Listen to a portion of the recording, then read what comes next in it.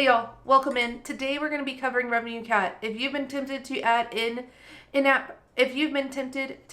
in-app purchases to your app and you've been just kind of stuck on how to do it because, sometimes that StoreKit API or whatever Apple calls it for in-app purchases is really hard to understand and you don't want to deal with receipt validation, RevenueCat is like your way to go.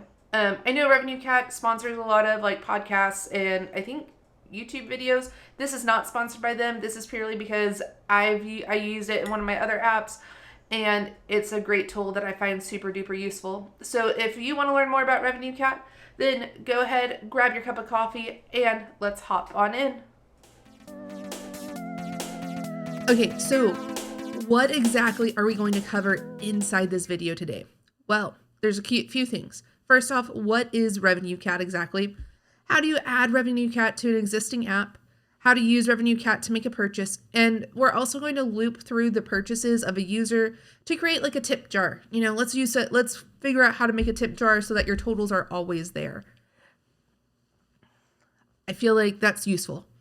Now, what is RevenueCat? Well, RevenueCat is an in-app purchases as an in-app purchase server as a service, basically. So if you go check out RevenueCat.com, they say they're a subscription platform for mobile apps.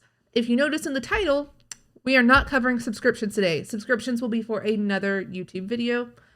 It is a easy, super fast way to get subscription information into your app, and it can handle any kind of in-app purchases. I am specifically in this video going to cover consumables, so anything like tips, like in a tip jar, that's pretty common for indie devs, or like coins that you just keep buying in a game, that kind of stuff. That is what we're going to configure today. So some things you need with RevenueCat. That is going to be a RevenueCat login. Obviously, you need an account. They need to be able to track your stuff. And then you must have the app already on the App Store. You do need that app ID. So this is why we're going to implement it in an existing app that I already have, because it should be on RevenueCat. That way all my in-app purchases are all together. And then also because you already have to have an app on the App Store, this app is on the App Store and using in-app purchases, I just want to switch to using RevenueCat for it. So let's hop in and walk through the sign up process just so that we can all see it happen. And then I'm going to sign out and log into a new app. So sign up for free. It is free to sign up. You can give any name you want. Whatever password. And then where do you hear about from? Click here and hit recommendation because I'm recommending it to you. And then sign up. Great. And then this is where you go to actually add your first app. Notice that it's asking for an app name, app bundle ID, iTunes App Connect, app specific shared secret. You need this from the App Store. And then what's also neat about RevenueCat is that if you have a cross-platform app, you can use RevenueCat to actually add both in-app purchases together, and you can actually see that analytical data. What is my app name? What do I call it on the App Store? All right, my app name is Universe Converter for ArtNet. It's only used inside RevenueCat, so it's really not that big of a deal for you to know. So what's the app bundle ID? That's definitely going to come from App Store, app information, and there should be your bundle ID right there. Then we need that app specific secret. So going into App Store Connect. So we are then going to go into in-app purchases and choose manage. And then there's your app specific shared secret, and you hit the button that says generate. And then you hit that, and then you copy this and you paste it in there. You're going to paste it in here, and now it's pasted. Hit done. And if you ever had like this is where you would add your App Store, your Google Play Store configuration. I don't have any of that, so we're just going to skip right through that. So before we touch any code, let's go ahead and actually get RevenueCat completely set up.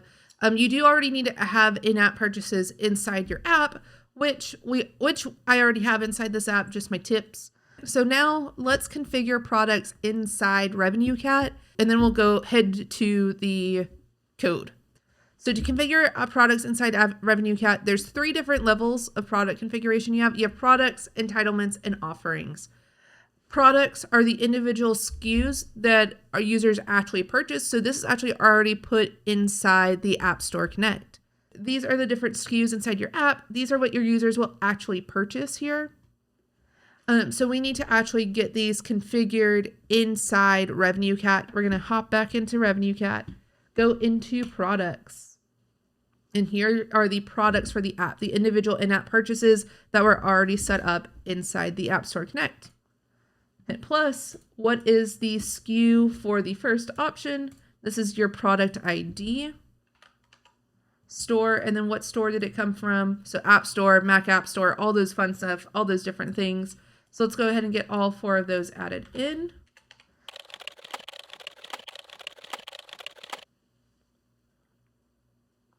Now that we've connected the products, we can install RevenueCat inside the app. So inside Xcode, the easiest way to install RevenueCat is to do it through the Swift Package Manager. Open the target file, and there should be a framework, libraries, and embedded content. Then hit the plus button. Then hit add other, add package dependency. And mine is actually already right here because I've been working with it. We're going to choose up to next major version and then 3.12.6. That is the latest stable version of RevenueCat. They do have a beta version currently in there for 4.0, but we're just going to up to the next major version. That way when it rolls out from beta, we have 4. You can also install RevenueCat over Cocoa Pods. Cool. And now we can see that we have purchases added in here. All right, now that we have RevenueCat actually installed, the next thing we need to do is make a secrets file inside this repo. It won't be added anywhere, but we need to get that the RevenueCat API key. I'm going to right click, hit new file here. It's just a random Swift file, secrets. So with the secrets here, I'm going to go ahead and add in a constant so that you can see there's going to be the constant of the RevenueCat API key. Then you can go inside RevenueCat, and right there's the API key. Then we copy this public SDK key, Command C. Going to go back into Xcode, and we're going to paste it right here. Again, this secrets file is purely a way to just hold all the API keys. All right, so the first thing, now that we have the RevenueCat API key, the next thing we need to do is actually configure this inside the app delegate. And because this is an older app, I still have this app delegate method here, or the class, the app delegate class. So the first thing we need to do is actually import the purchases. And then you make the class app delegate if you don't already have it. That's already right. So in the application for that has the did finish launching with options modifier. So this one. So inside this function, we're going to type in purchases dot log level equals dot debug. That way, when your console is in there, you can actually see exactly how much, like what your log level is, and you can see all the errors that come with it. And then we need to actually configure, so .configure with API key, which is that API key constant that we already have, RevenueCat API key. Now I want to show just an example of what it would look like inside like a newer app, like in a post 2020 app. And here's what it would look like, the auto tracker app file. Right where that struct is with that at main, I just made a new class for the app delegate, made it conform to the UI responder, UI app delegate or protocols, and then just basically wrote that function as well. So this is what it looks like in a 2021 app. The app that we're working with right now was created in 2019, so it's a little bit older, has a little bit older code in it. Okay, so inside, because we are requiring iOS 14, what we can do here is attach this UI application scene delegate adapter with the property wrapper, and then add this app delegate.self, and now we have that var app delegate in here itself. So now the app delegate should be on the scene. And we can see it's all ran because now we have these wonderful errors that are coming from RevenueCat. RevenueCat does a great job of saying purchases. It has great emojis for errors and all that fun stuff. So we know that debug logging is enabled. We know that it's working. We have identified an app user. So y'all, we are successfully adding in the RevenueCat, which is great. That's what we needed. I have had this set up before with in-app purchases. We are transitioning this app to use RevenueCat. So now that that is set up and we can access RevenueCat, the next thing we need to do is be able to display the purchases that RevenueCat has. So let's go into views. There should be a settings view and the tipping view here.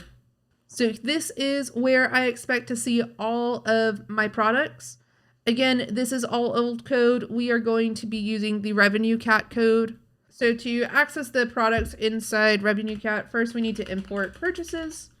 Then inside on up here, this is where we're going to actually access our products. So purchases.shared.products. This is going to fetch the SK products, the product identifiers. So you need the string of those product identifiers, and then a completion handler. So what are you going to do with each of those? So product tip level is what I'm going to call it. So let's go ahead and just print out those tip levels just to make sure we're getting those right. Where are these products? These are the same products that we actually already configured in here. So inside products, they are these identifiers. Cool, so that's built. So let's go ahead and Command R that. And then what we should see if we go into settings here, enjoy the app, we should see all the different SK products actually be printed here, which they are. So we can actually see that they're printed tier 1, 2, 3, 4, which is great. This is exactly what we wanted. It's just an array of tip level. So let's go ahead and call this tip levels. So let's go ahead and make this wonderful state property up here that I already have for products equal to that tip levels. So products equals tip levels. What we'll see is that they'll all be populated, and now they're actually just coming in from that purchases API instead of trying to get it from the actual app store itself. Again, this is all going to be linked down below. The GitHub repo will be linked in the description box below. All right, so now that we have the purchases here and we're actually displaying our tip levels, we actually need to be able to make purchases. So we can see here that I passed them into a tipping row already. So we have this list for each that goes through each of the products, and then it goes inside the tipping row. So let's go into that tipping row because that's where the product is actually going to be made. And to make purchases with the app, what we need to, again, import the purchases API or SDK. Inside we have this row, this HTAG with the button for buy. And you can see that I'm actually calling all of this stuff here. We don't need that line anymore. All we have to do is purchases.shared.purchase product. And then what product are they going to purchase? Well, I pass that in with this product here. And what do we do now? So we're going to wrap this inside parentheses. What do we want to call it? How this actually works is this transaction will actually only ever come back if the transaction was actually successful. This error will only come back if there was an actual error inside the transaction somewhere. So the first thing we should actually do is we're going to do a guard let on that transaction because that's going to be the easiest way to determine. If there's an actual transaction, then we can do stuff. If there's not, then we can figure out what the error and such is. So we're going to do this guard let. I'm going to call it purchase equals transaction else. So what this guard let statement allowed us to do was actually say, great, if purchase equals transaction, so if there's an actual transaction, then we're going to go ahead and store it inside purchase. If not, then we just return and we get out of it for now. Then with that purchase at this point, we can say settings.tipJarTotal equals product, since we have this product in here from the buy button, dot price. And we'll go ahead and not equals, we need a plus, and it's going to want it as a double. Product.price. So now we get the price and then we get the double in there. So it's going to be great. And go ahead and use the fix error. That way it truncates it like it needs to, just because we're trying to get that NS decimal number with the actual into a double itself. And before we actually handle what we do and before we run into an error, the next thing I want to do so we can get rid of this warning is actually print purchase. That way you can say we've used it. So now to handle this error, and that is fine. All right, so now we can print the error, we can buy, and all that fun stuff right there. So now we can handle that error. You would want to handle the error probably better than just printing it, but it's there. And actually, we don't even need this guard else here because we know there'll be an error.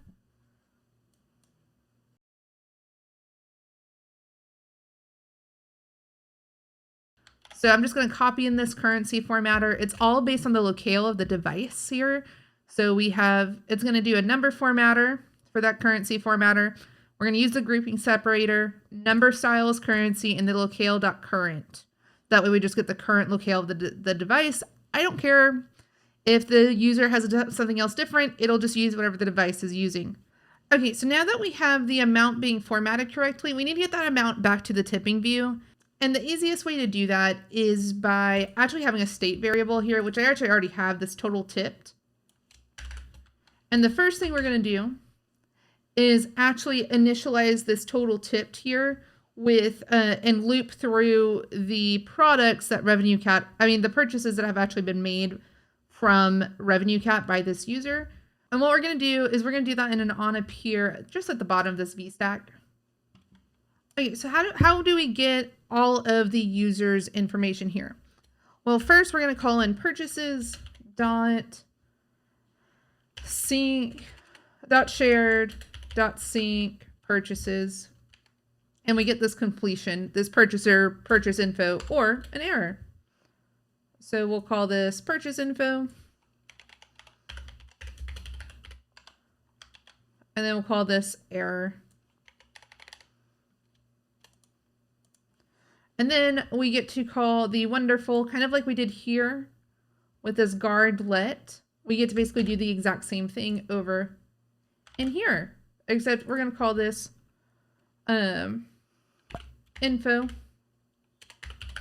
and then purchase info. And now inside that info, what we can see here is a bunch of information that we can get from these purchases. And what we really want to go through is these non-subscription transactions. So let transactions equals non-subscription transactions, because then we can grab each one of these and just loop over them at this point. For transaction in transactions, so inside the transaction, we have the option to grab a product ID, and that's what we're going to grab here. So we're going to do transaction dot product ID. And we need to store that somewhere, but product ID equal transaction.product ID is inside these products. Now we can match the product ID. So if for transaction, and so if, and then we can loop through for product and products. We can say if product ID equals product dot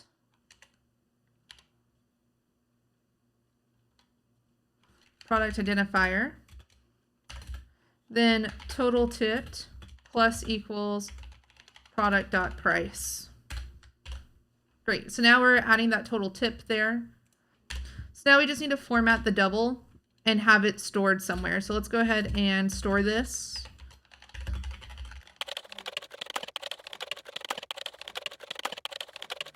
Now to format this tip. Okay, so this currency formatter, we're just formatting the currency into the locale of the current. So now this price has never been used, which is fine. We'll just substitute this price out for the formatted tip here. Then we can put in here our total tipped, formatted tip. So now when I run this app, what we'll see happen is, not now, settings, it's going to go and calculate that, which is great. So what we need to do though is actually, make this work when we actually hit the button. Because if we check now, sign in, make the purchase here, we can see it doesn't actually change the total tipped there because the on appear didn't trigger again. So what we need to do is actually just pass in that total tip and then get that formatted tip again. We already have both of these as state variables.